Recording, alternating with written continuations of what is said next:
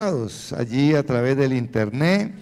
Tenemos a Iván Leal, Yosí Sinali Torrado, José Alirio Uribe Bonilla. Ahí tenemos a José Ángel Latorre, o Josué Ángel Latorre, Yolanda Valencia. A ver quién más tenemos, Ricardo Ardila Camero, Ramona Graterol, Lucas de Felice. Lucas es el coordinador de Pino, de la parte de audiovisuales. Lucas, bendiciones. Carlos Silva Sarmiento, que está en Bogotá. Carlitos, bendiciones. Samuel Monroy, Zula Gómez, también Zula, bendiciones. Astrid Vargas, que está quebrantadita, hoy oramos por su merced para que el Señor toque su cuerpo y la sane. También Bianca Sofía Castellanos. Elmar está presente y está conectado también, qué bendición. Elmar viene con su esposita. Mercedes Castro, Yosito Rado. Tenía aquí una hermana que estaba saludando, sí, María Smith Naranjo, desde Chile. Dios te bendiga, mi hermana, que Dios te guarde. Y mire, podemos llegar hasta lo último de la tierra a través de estos medios. Le damos un aplauso al Señor por la vida de todos los que están conectados. Y de los que cuando esta enseñanza quede guardada allí en el internet van a poder verla también. Dios los bendiga. Amén. Bien, hoy vamos a hacer algo especial con la ofrenda, vamos a orar y vamos a recogerla de una vez.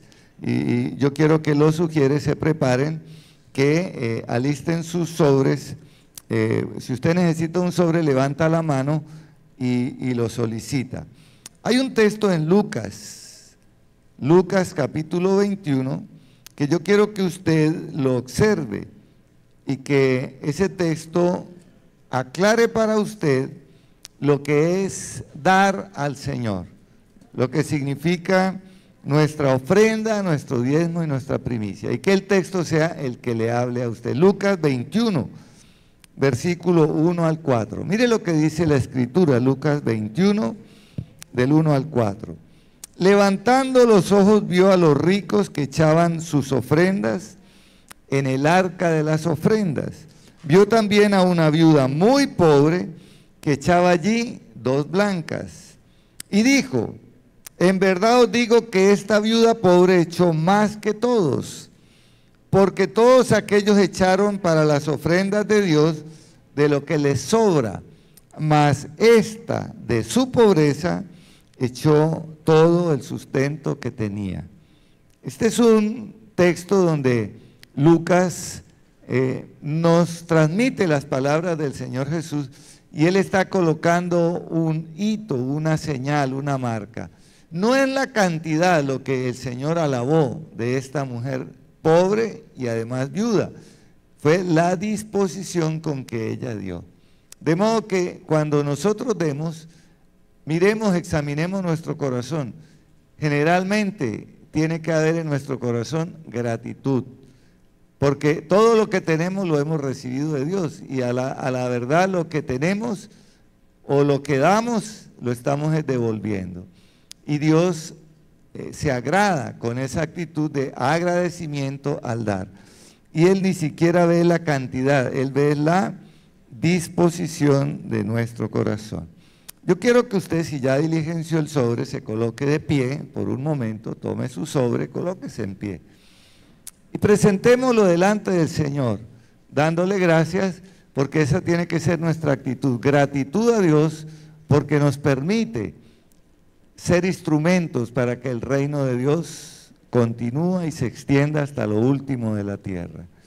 Con tu manita levantada, Padre, gracias por la vida de cada uno de tus hijos y tus hijas que han entendido el propósito de las riquezas que tú has dejado para ser administradas de manera fiel. Bendigo a todos los dadores alegres, a los que han entendido que no es la cantidad, sino es la fidelidad y la gratitud de nuestro corazón lo que tú miras. Padre, que la economía de tus hijos sea levantada al nivel de hijos de Dios, que del norte, del sur, del oriente y del occidente fluyan los recursos y las riquezas para que tus hijos las administremos con sabiduría y con fidelidad. Y al dar, Señor, nosotros estamos renunciando a toda pobreza. Diga, yo renuncio a vivir en pobreza. Yo renuncio a la escasez. Diga, yo renuncio a la miseria. En el nombre de Jesucristo. Y declaro que tendré siempre todo lo suficiente en todas mis necesidades. Y que podré abundar en toda buena obra. De lo recibido de tu mano, yo te devuelvo. Amén y amén. Por favor, pase al altar, venga hasta el altar.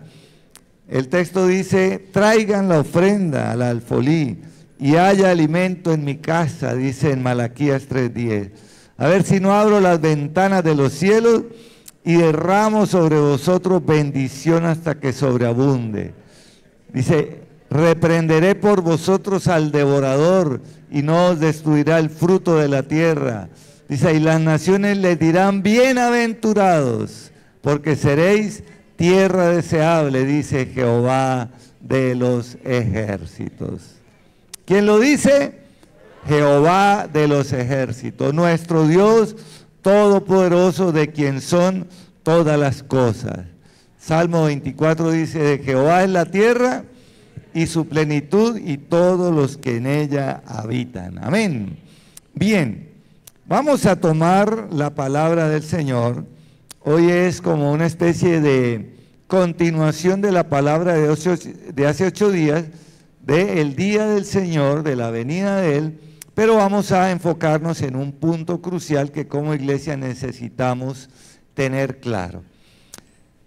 Evangelio de Mateo, capítulo 24, versículo 37 y 38. Mateo 24, 37 y 38.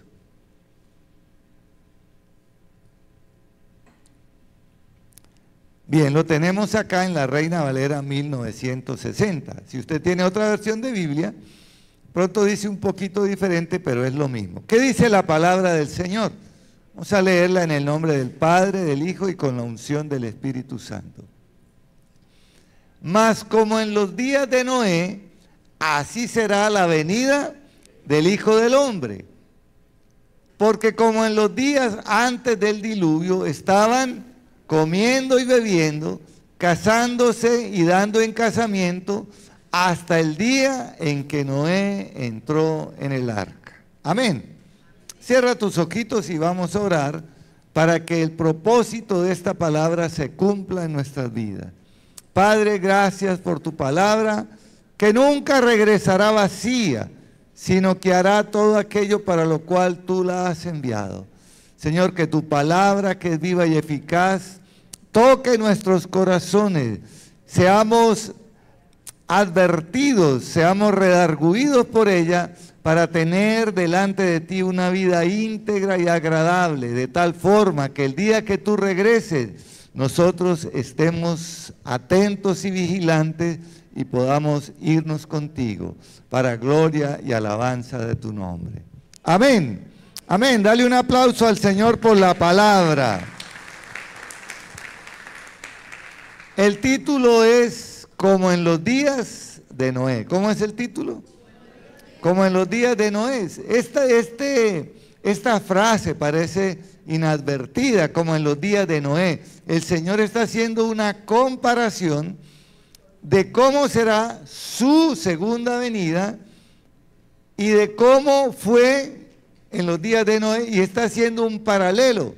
De modo que nosotros no podemos pasar por alto esa advertencia que el Señor nos está dando, para que nuestros ojos estén atentos a las señales que se están produciendo en el mundo y que nosotros somos testigos de ellas. Porque no tenemos excusa de decir que no se nos advirtió. Como pastor, como líder y usted como cristiano, somos atalayas. ¿Qué es lo que somos? Esa palabra suena que vivimos allá en Atalaya también, sí. Pero un atalaya es el que está en un lugar alto y él ve venir el peligro y avisa a la gente de la ciudad para que se preparen y no sean sorprendidos por el peligro que viene contra ellos. Entonces miremos cómo eran los días de Noé para que nosotros hagamos una comparación con lo que estamos viviendo en esta época. Para eso quiero que vaya a Génesis 6.1, por favor. 6.1 y vamos a leer del versículo 1 hasta el versículo 5. ¿Qué dice Génesis 6.1 al 5? Aconteció que cuando comenzaron los hombres a multiplicarse sobre la faz de la tierra y les nacieron hijas, que viendo los hijos de Dios que las hijas de los hombres eran como hermosas, tomaron para sí mujeres, escogiendo entre todas. Y dijo Jehová: no contenderá mi espíritu con el hombre para siempre, porque ciertamente él es carne, mas serán sus días, ¿cuántos? 120 años. Había gigantes en la tierra en aquellos días, y también después se llegaron los hijos de los hijos de Dios a las hijas de los hombres, y les engendraron hijos. Estos fueron los valientes que desde la antigüedad fueron varones de renombre. Verso 5. Y vio Jehová que la maldad de los hombres era como mucha en la tierra, y que todo designio de los pensamientos de su corazón o del corazón de ellos era de continuo solamente el mal. Si usted nota esta descripción que hace el escritor de la Biblia del tiempo en los días de Noé, hablaba de corrupción, hablaba de desprevenimiento, estaban desprevenidos, la gente vivía común y corriente, y Noé estaba anunciándoles que iba a venir juicio sobre la tierra, mas la gente no lo entendía. Y quiero tomar esto para aclarar algunas cosas. Cuando dice aquí en la Biblia que los hombres comenzaron a multiplicarse, eso era el mandato de Dios. Multiplíquense, llenen la tierra, eso está bien. Pero dice que los hijos de Dios tomaron para sí hijas de los descendientes de Caín. Porque recuerde que Caín, ahora vamos a hablar de Caín, los hijos de Dios se les llama a los descendientes de Set, que fue el sustituto de Abel, que fue asesinado por su hermano. Caín fue a un territorio y comenzó a multiplicarse, y de él se levantó una generación perversa que ahora vamos a ver. Pero los descendientes de Set, que es los que llaman aquí los hijos de Dios, vieron que las hijas de su hermano de Caín eran hermosas, y tomaron para sí esposa y se contaminaron con la violencia y con la maldad y la perversión de la descendencia de Caín. Eso es lo que está aquí aclarando el texto, para que usted no se deje confundir con otras personas que hablan de otras cosas diferentes. Ahora, ahí como de una manera aislada en el versículo 4 dice que había gigantes en la tierra en aquellos días, y hay una coma, o sea que había gigantes. Y después dice: y también después de que entraron los hijos de Dios a las hijas de los hombres, o sea que había gigantes antes y después de que los hijos de Dios tomaran esposas de los hijos de los hombres, que son los descendientes de Caín. Este texto es para decir que los gigantes no son producto de esta relación, sino que ya los había antes y los hubo después. Y el texto aclara que ellos son los valientes de renombre que había en aquellos días. Y en el versículo 5 es donde el Señor se para y ve que lo que el hombre está haciendo es malo, que él no puede hacer nada prácticamente. Y déjeme aclararle aquí algo. Dios es todopoderoso, pero cuando nos dio libre albedrío y nos dio libre voluntad para nosotros determinar lo que queramos hacer, Dios no se mete en nuestros actos deliberados de uso de nuestro libre albedrío. Voy a ponerle un ejemplo: la Torre de Babel. Ellos se pusieron de acuerdo para hacer una torre con el propósito de llegar al cielo por medios humanos. Y usted ve en el diálogo que dice: y vio Dios que se habían puesto de acuerdo y que habían comenzado a construir, y nada los iba a detener, ni mismo Dios. Entonces, ¿qué hizo Dios? Porque el propósito de ellos era un propósito equivocado de alcanzar a Dios, alcanzar el cielo de manera humana. Entonces Dios hizo algo muy simple. Ahora usted va a hablar en inglés, usted va a hablar en chino, usted va a hablar en árabe, usted va a hablar en diferentes idiomas. Confundió el lenguaje porque Dios sabía que si no tenían cómo comunicarse, iban a parar la obra. Fue la única manera que Dios usó. Pero la determinación de ellos ya estaba tomada. Dios no va a entrar a violar el libre albedrío de cada ser humano. Porque si lo hiciera, dejaría de ser Dios. Dios es todopoderoso, pero cuando nos dio libre albedrío y voluntad, es para que nosotros aprendamos a utilizarla. Hago esa claridad porque aquí Dios se para y dice, y vio Dios que la maldad de los hombres era mucha. ¿Cómo era la maldad? Le pregunto, al día de hoy hay maldad. Mucha. Mire por lo que oramos ahora, que el hermano Ángel nos dio. Ministerio de Educación saca un decreto en el cual a los niños menores se les enseña cosas pervertidas, donde se les quiere hacer ver bueno lo que abiertamente la Biblia llama malo. O sea que estamos delante de una situación de perversidad y que ya viene de arriba de las esferas gubernamentales. Déjeme decirle que nosotros no debemos tener temor de hablar en contra de estas cosas, porque a lo malo habrá que llamarlo malo y a lo bueno habrá que llamarlo bueno. Y como en los días de Noé, Noé hablaba lo que era la verdad y lo que era justo, pero la gente no quería oír. La gente estaba ensimismada en sus actividades, comprando, vendiendo, casándose, dándose en casamiento, y las advertencias de Noé eran oídas por oídos sordos. Es más, mientras Noé construía el arca, se gastó 120 años, y durante esos 120 años él predicó que Dios iba a traer juicio sobre la tierra. ¿Será que 120 años no es suficiente para que la gente se convierta? Pero, ¿cómo veían la gente del mundo a Noé? ¿Cómo lo veían? Como loco. ¿Cómo es posible que un hombre vaya a construir un barco en tierra seca? ¿Cómo es posible? Ese está loco. Nunca ha llovido en la tierra y este está hablando que va a venir un diluvio, que va a venir una lluvia torrencial. Y encima, para más loquera, está haciendo un barco en tierra seca. Imagínense que hagamos nosotros un barco aquí. ¿Qué va a decir la gente? Los de Prado del Este se volvieron locos, porque no había llovido en la tierra en esa época. Nosotros ya sabemos que llueve y que hay inundaciones y todo eso, y tenemos el registro del diluvio. Es más, las culturas de todas las culturas del mundo hablan de un diluvio universal en sus términos. O sea que Dios dijo, no voy a pelear más con el hombre. Primero le puso un límite a los años, a los años de vida, porque esas primeras generaciones eran longevas. Por ejemplo, ¿cuántos años vivió Adán?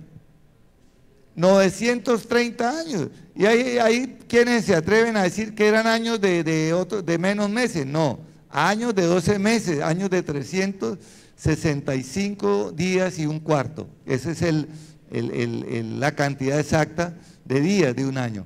Son los mismos años, porque cuando Dios creó al hombre, lo creó eterno. Solo que por causa del pecado del hombre, pues comenzó a morir, y así iba 930 años, al final murió. ¿Cuál fue el hombre que más vivió sobre la tierra? Matusalén. El pastor Satirio a cada rato dice, pero yo no soy Matusalén. Porque tiene, 78 años y está pleno de vigor, y tenemos pastor para largo rato. Entonces, cuando él habla de su edad y eso, dice, pero yo no soy Matusalén. Pero 969 años que vivió Matusalén puede ser casi un siglo, casi 10 siglos, pero tuvo fin, o sea, terminó muriendo. Esto lo que significa es que todos un día, sea porque venga el Señor o nosotros partamos antes, un día vamos a tener que entregar cuentas de lo que hemos hecho. Y en los días de Noé dice que el Señor vio que el designio del corazón del hombre era la maldad todo el tiempo. O sea, no había nada bueno en el corazón del hombre. Yo pregunto, ¿qué hay en el corazón de estas personas que en un ministerio donde se les ha dado autoridad y poder para que para que hagan lo bueno, dan leyes que van a escandalizar y a corromper a los niños. ¿Qué hay en el corazón de esas personas? Maldad y perversidad. Pero nosotros podemos detener eso con nuestra oración. Nosotros como iglesia tenemos que ser conscientes que los tiempos que vivimos fueron advertidos por el Señor, pero no podemos quedarnos quietos. Así como hay que orar, hay que actuar. Allá tenemos en el Senado, tenemos a la senadora Lorena Ríos, que es una guerrera de oración. Sosténgala usted en oración, pídale al Señor que la bendiga, que le dé sabiduría y que la guarde, porque ella ha recibido amenazas de su vida cuando ella se opone a proyectos que abiertamente tienen intereses sectarios para querer imponer ideologías que no son las que nosotros hemos recibido de la palabra del Señor. Entonces, toda aquella corrupción tuvo un inicio. O sea, ¿en qué momento comenzó la corrupción del mundo? ¿En qué momento? Y eso nos lleva a más atrás en Génesis 4, por favor vaya a Génesis 4, versículo 1, y vamos a leer del versículo 1 al 7. ¿En qué momento comenzó la corrupción? Dios colocó a Adán y a Eva en un lugar llamado Edén o paraíso. Estaba regado por ríos, tenía todo tipo de árboles frutales y Dios dio un único mandamiento. ¿Cuál era el único mandamiento? No comer de un determinado árbol. ¿Cómo se llamaba el árbol? ¿Cómo se llamaba? ¿Y qué pasaba en el momento en que el hombre comiera de ese árbol? Iba a morir. El enemigo, que es astuto, maneja verdades a medias. Una verdad a medias es una mentira y le dice no va a morir, sino que el día que ustedes coman van a ser igual que Dios. ¿Dijo mentira o dijo verdad? Dijo verdad y dijo mentira. ¿Cuál era la verdad? Que iban a ser igual que Dios, conociendo el bien y el mal. Eso sí lo dijo en verdad, pero dijo mentira cuando les dijo no van a morir. Y no van a morir porque se suponía que si comía el fruto, póngale el color que quiera o el fruto que sea, no iban a caer muertos inmediatamente, sino que la muerte iba a ser progresiva. Y déjeme decirle que el pecado tiene esa particularidad. La gente que peca no muere de una vez. O hay quienes en medio de su pecado mueren, pero la mayoría de las personas no mueren inmediatamente, pecamos, porque ahí me incluyo yo, todos fuimos pecadores y hoy estamos vivos. Pero nuestra muerte se va aproximando con cada día que nosotros avanzamos. Y el día que muramos a esta tierra no es que desaparezcamos, sino que entramos a una eternidad y allí es donde se van a ver los resultados. Entonces, veamos dónde comenzó la violencia, dónde comenzó la corrupción en la tierra, porque Adán y Eva se arrepintieron de lo que habían hecho. Dios repartió juicio para Adán, para Eva, y repartió juicio para la serpiente. Pero Dios, que es Padre Celestial, que es un papá, Él dijo, pero de la simiente de ella se levantará uno que pisoteará a la serpiente en la cabeza, es decir, va a poder vencerla y va a poder vencer el poder del pecado. Génesis 4:1 dice, y conoció Adán a su esposa Eva, la cual concibió y dio a luz a Caín, y dijo, he adquirido varón de parte de Jehová. Voy a hacer aquí un paréntesis. ¿Cuál era el mandato de Dios hacia Adán y Eva? Fructifiquen, multiplíquense y llenen la tierra. O sea que aquí ya Adán y Eva estaban cumpliendo el mandato de Dios aún después de haber pecado. Versículo 2. Después dio a luz a su hermano Abel, y fue pastor de ovejas, y Caín fue labrador de la tierra. Aconteció en el transcurrir del tiempo que Caín trajo del fruto de la tierra una ofrenda a Jehová, y Abel trajo también de los primogénitos de sus ovejas y de su grosura. Y miró Jehová con agrado a Abel y a su ofrenda. ¿A quién miró Dios con agrado? A Abel y a su ofrenda. Verso 5. Mas no miró con agrado a Caín y a su ofrenda, Y se ensañó Caín en gran manera y decayó su semblante. Entonces Jehová dijo a Caín: ¿por qué te has ensañado? ¿Cómo le dijo? ¿Por qué te has ensañado? ¿Y por qué ha decaído tu rostro? Verso 7, si bien hicieres, no serás exaltado, y si no hicieres bien, el pecado está a la puerta. Con todo esto a ti será su deseo, y tú te enseñorearás de él. Déjeme decirle que la violencia en la tierra comenzó desde los primeros seres humanos engendrados por seres humanos. Abel y Caín fueron los dos primeros seres humanos engendrados por seres humanos, porque a Adán, ¿de dónde lo creó Dios? Del polvo de la tierra. ¿Y a Eva de dónde la creó? De la costilla de Adán. Es decir, hasta ese momento era la intervención divina en la raza humana. Pero Caín y Abel ya representan las primicias. ¿Qué representan? Las primicias de los seres humanos sobre la tierra, concebidos y procreados por seres humanos. Pero, ¿cuál es el cuadro que vemos aquí? Porque allí es la raíz de la violencia en la tierra.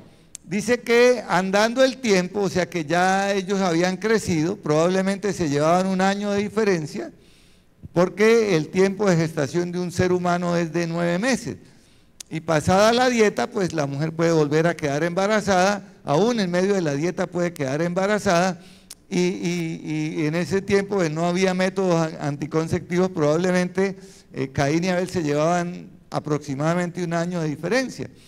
Dice que el uno escogió como profesión ser labrador y el otro escogió ser pastor de ovejas. Pregunto, ¿hay algo malo en ser labrador?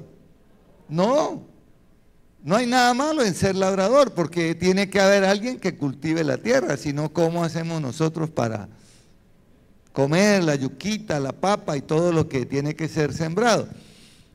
Y lo que a mí me parece curioso y paradójico es que es Caín quien toma la iniciativa de llevar ofrenda al Señor. Y dice que Caín llevó del fruto de la tierra una ofrenda al Señor y no pasa desapercibido que Caín no se tomó el tiempo de escoger la ofrenda para Dios. Mientras que Abel, dice el escritor, y Abel escogió de sus primogénitos, o sea que no escogió de cualquier oveja. ¿De cuáles escogió? De las primeras, de las primogénitas, escogió la más gorda, es decir, la más bonita, la más sana, la más excelente. O sea, Abel escogió lo mejor de lo mejor. Entonces vemos aquí que de pronto la ofrenda de Caín fue una ofrenda desprevenida. Ay, voy para llevarle ofrenda al Señor, pues voy a llevarle esto. Sí, esto voy a llevarle al Señor. O sea, no se tomó el tiempo de escogerla, de cuidarla y de apartar algo excelso para el Señor, sino que de una manera desprevenida llevó ofrenda al Señor. Y déjeme decirle una cosa, que todo lo que nosotros hagamos, el Señor lo conoce, porque Él conoce las intenciones del corazón. Por eso dice que se agradó de Abel y de su ofrenda, porque Abel seguramente sabía cuál era la mejor oveja, la más cuidada, la más saludable, la más hermosa. Y cuando su hermano le dijo, vamos a llevarle ofrenda al Señor, dijo, ya la tengo. Y se tomó el detalle de escoger lo mejor de lo mejor. Esto lo que quiere decir es que a Dios debemos aprender de este ejemplo, de que debemos darle lo mejor de lo mejor. No es de manera desprevenida, no es cualquier tiempo, no es cualquier ofrenda, no es cualquier alabanza, es de corazón, la mejor de la mejor. Esa tiene que ser nuestra actitud cuando venimos a un culto como esto, porque un culto como este es un lugar donde nosotros hacemos ofrenda de alabanzas al Señor. Si usted no sabe la canción, ahí en las pantallas está la letra, comience a cantarla hasta que se la aprenda. Y cuando usted esté en la ducha, cuando usted esté en algún lugar, pues siga cantando y alabando al Señor y hágalo con la mejor voz. Así no tenga una voz de cantante, pero Dios no ve el tono de su voz, Dios ve que en su corazón hay excelencia para adorarlo y para ofrendarle lo mejor de lo mejor. ¿Cuántos le dan un aplauso al Señor?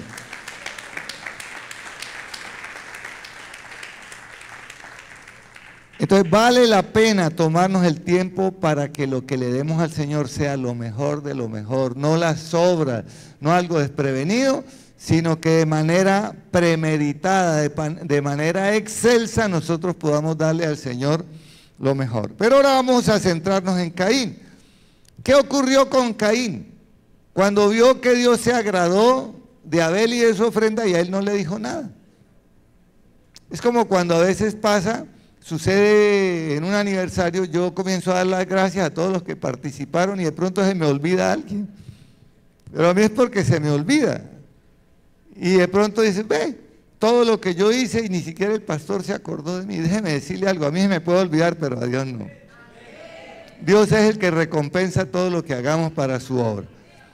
Entonces dice, Dios exalta la ofrenda de Abel y se agrada con la ofrenda de Abel, pero con la de Caín no. Y él, que todo lo sabe, inmediatamente ve el rostro, porque cuando Dios le dice, Caín, ¿por qué te has ensañado? Oiga, y ese es un verbo fuerte.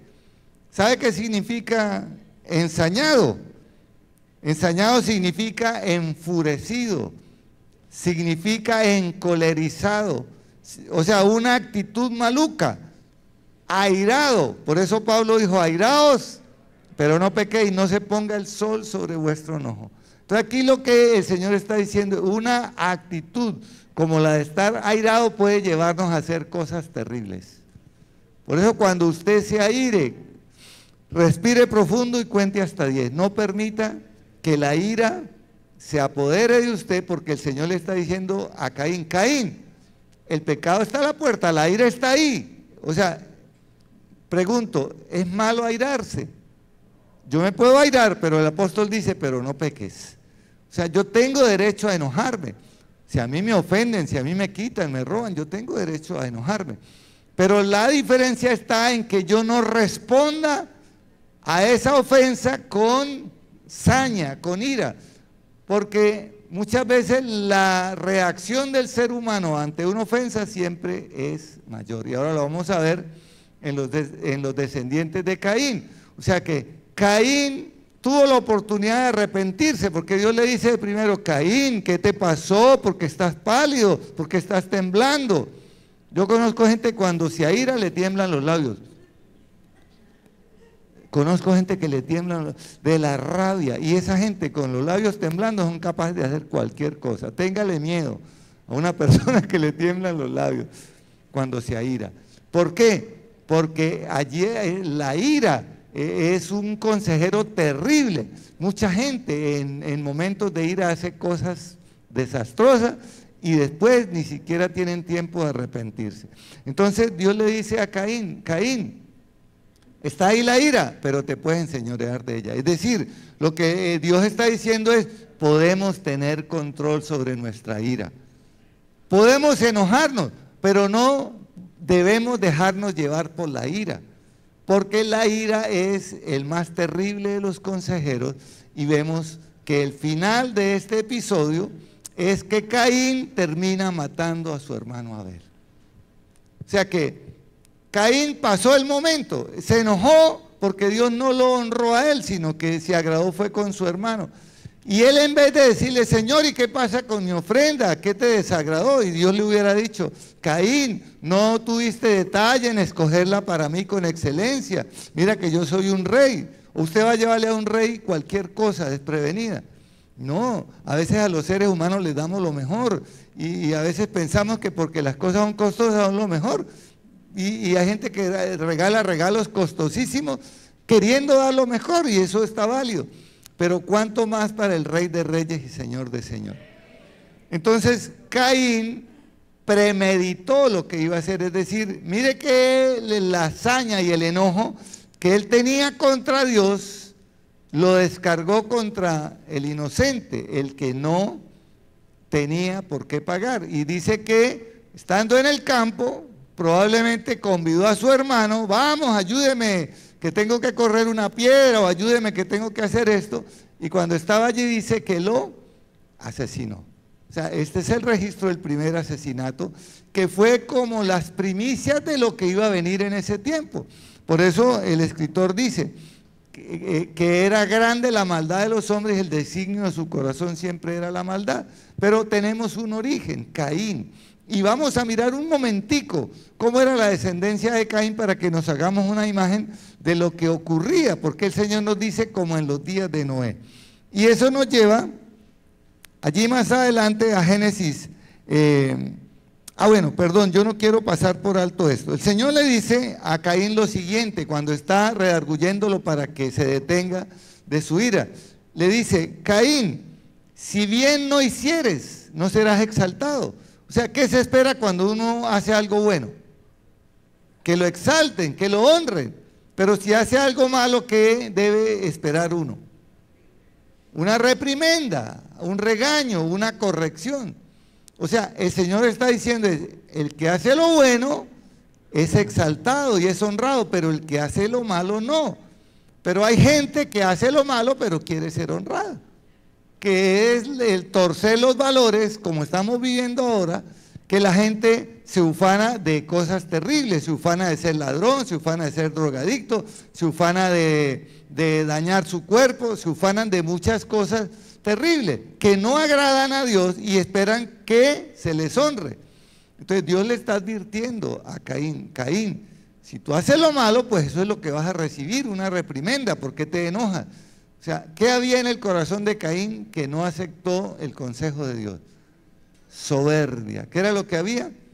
Soberbia. Y entonces Dios tiene que reconvenirlo porque Caín se ha ensañado. Entonces, y vemos que Dios le dice, si haces lo malo, pues tienes que ser corregido, porque eso es lo correcto. Si usted ve a un hijo suyo hacer lo malo, ¿usted qué hace? ¿Se queda quieto aplaudiéndolo? Cuando los niños están pequeños y están comenzando a hablar, no falta el tío que les enseñe groserías. Sí, y después, venga, papito, venga, y dígale. Y al principio se ríen de que el niño diga una palabrota, pero cuando el niño crece y ya no es esa palabrota, sino que le añade otra, ahí sí ya es maluco. Pero al niño se le enseña y se le corrige desde pequeño.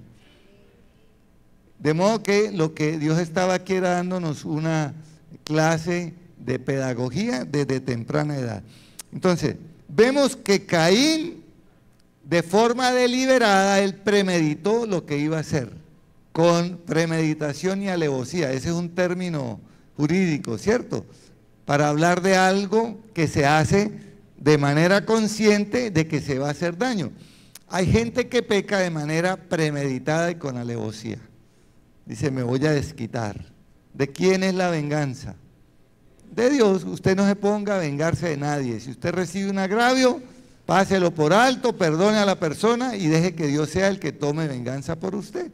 Porque cuando yo soy el que tomo venganza, Dios dice, hasta ahí llego yo. Usted tomó venganza, pues allá usted. Ahora sufra las consecuencias. ¿Por qué Dios estableció la ley del talión? ¿Cuál es la ley del talión? Ojo por ojo. O sea que si a mí me sacan un ojo, la ley del talión decía que yo podía sacarle el ojo al agresor y quedábamos los dos tuertos. Pero ¿sabe qué pasa? Que el que recibe el daño no se conforma con sacarle un ojo al otro, sino que le saca a los dos. Siempre va más. Y si diente por diente me tumban un diente de un puño, deja mueco al otro, le quita toda la muelamenta. Porque siempre la justicia del hombre, en la ira del hombre no actúa la justicia de Dios, el hombre es injusto. Y siempre cuando él quiere tomar represalias, actúa con mayor fuerza del daño que ha recibido. Por eso Dios estableció la ley del talión. Entonces, vemos aquí tres formas, puede que haya más, pero yo he recibido tres formas de que nosotros podemos identificar cómo el pecado quiere enseñorearse de nosotros. Primero, cuando hay ira y cuando hay ensañamiento y la persona comienza a meditar cómo y de qué manera toma venganza. La segunda manera es pecar por ignorancia. Hay gente que peca, pero no sabe que está pecando. Pecan por ignorancia. ¿Y qué dice la Biblia? El que peca inocentemente. El que inocentemente peca, inocentemente se condena. Es decir, así yo desconozca que hay una norma o una ley que regula eso, al yo infringirla, llevo las consecuencias del pecado. Y hay una tercera forma, y eso lo vimos ahora en la escuela bíblica, cuando un pastor nos habló de santidad, y es cuando las personas juegan con el pecado y con la tentación. Voy a poner un ejemplo que usted conoce, Sansón. Sansón había sido escogido por Dios para ser un libertador del pueblo, pero Sansón comenzó a jugar con el pecado, hasta que el pecado lo alcanzó. Hay gente que está jugando con el pecado y no sabe en qué momento el pecado lo alcanza, porque Dios tiene un límite para soportar nuestros pecados y nuestra imprudencia. Ahora, miremos de qué manera los hijos de Dios debemos identificar este tipo de pecados, primeramente nosotros para corregirlos, porque el Señor nos está hablando como en los días de Noé, y nuestra vida se puede parecer mucho a la vida de los de afuera, pero tenemos diferencias. Ahora, yo quiero que usted vaya a Génesis 4:15, por favor.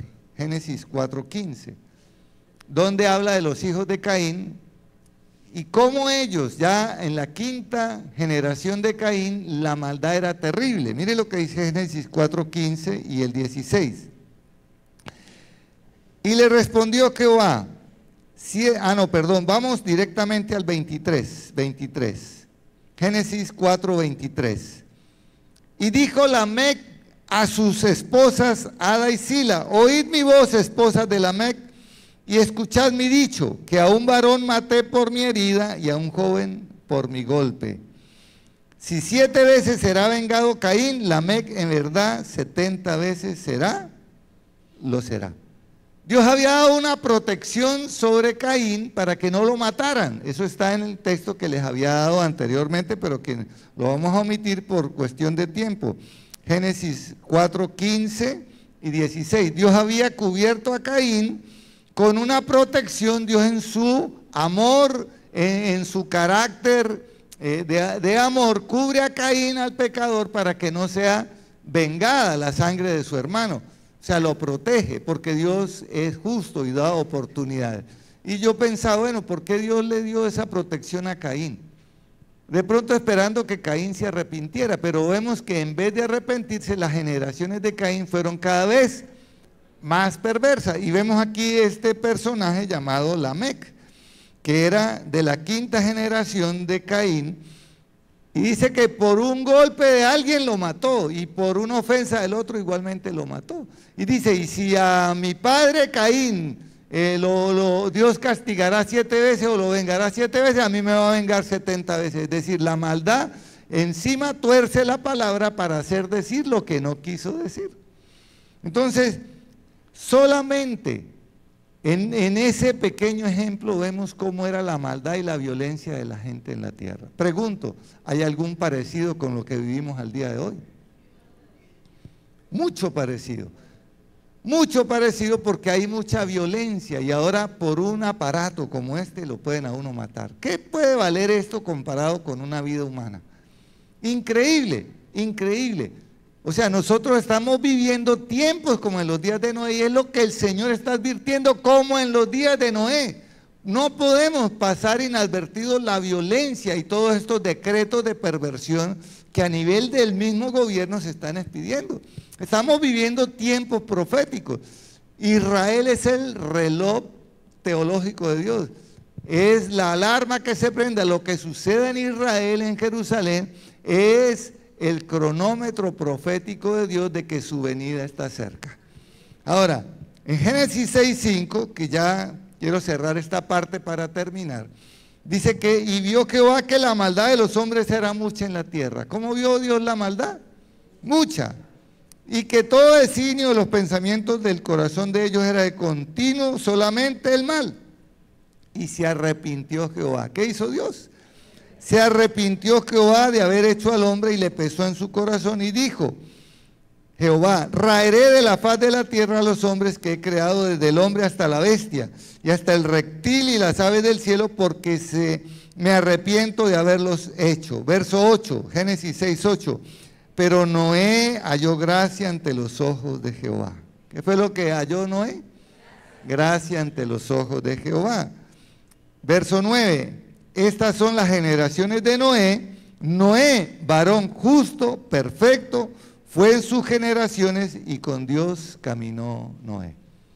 O sea, todo el resumen de esto es decir, Dios miró en toda la tierra a ver quién era justo y a quién solamente encontró justo y recto y santo, a Noé. Por la justicia de Noé se salvó su esposa, la esposa de Noé, y se salvaron sus 3 hijos, Sem, Can y Jafet. No podemos decir si ellos eran o no eran justos, pero Dios solamente halló agrado en Noé. O sea, por un solo ser humano se salvó toda la humanidad.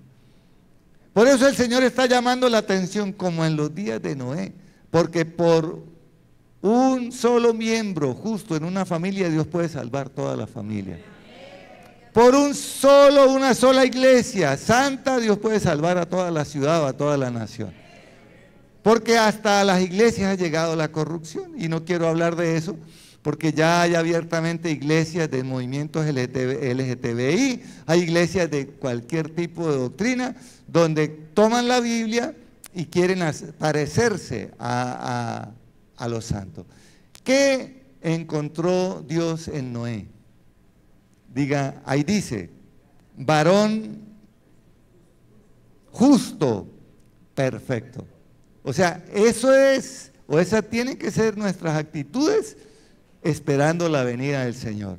¿Y qué es ser justo y ser perfecto? Ser santo, diga, ser santo. Y usted preguntará, pastor, pero es difícil ser santo en medio de un mundo lleno de perversidad. Donde quiera que uno salga hay tentación.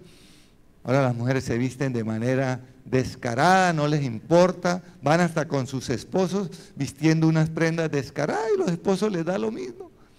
Se han perdido los valores y donde quiera que uno salga puede tener tentación, pero déjeme decirle algo, como en los días de Noé, Noé se pudo sostener en integridad y en santidad en medio de una generación corrupta.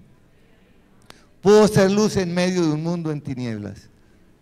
De modo que cuando Noé, dice que cuando se cumplieron los 120 años y se cumplió todo el mandato, tenía que meter animales por parejas, de los animales inmundos, de los que no eran inmundos, tenía que meter 7 parejas, y estuvieron en el arca.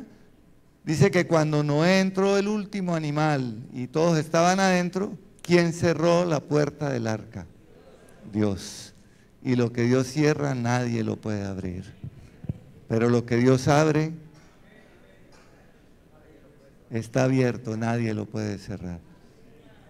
Y Dios nos abrió para nosotros un camino de salvación, un camino de santidad.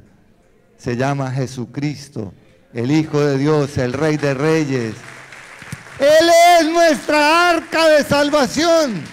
Jesucristo es nuestra arca, la que podemos entrar en medio de un mundo perverso, en medio de un mundo podrido, en medio de un mundo violento. Jesucristo es para nosotros el arca de salvación. Porque Él dijo, fuera de mí, nada podéis hacer. Es decir, nada bueno. Podemos hacer cosas malas fuera de Él, pero cosas buenas, perfectas, solamente estando en el camino, la verdad y la vida que se llama Jesucristo. Como en los días de Noé, significa que no podemos descuidar nuestra vida espiritual. No podemos vivir desprevenidos, ocupados en nuestras ocupaciones normales. Sí, hay que preocuparse por trabajar, hay que preocuparse por estudiar, por hacer cosas, pero sin descuidar lo más importante, que es nuestra salvación. Yo quiero que usted se coloque en pie. Y pregunto, ¿alguien nos visita por primera vez? Gracias, Karime, por recordármelo. A mí se me olvida. ¿Alguien vino por primera vez que fue invitado a la iglesia? ¿Todos de la casa? Hay una. Venga acá, hija, venga acá. ¿Cuántos le dan un aplauso al Señor? Mire, acompáñela, Caterina, acompáñela. No la deje sola, acompáñela. ¿Sabe? Yo un día hice esta oración que quiero regalarte. Un día la hice. Dios te bendiga. quiero regalarte una oración. ¿La quieres recibir?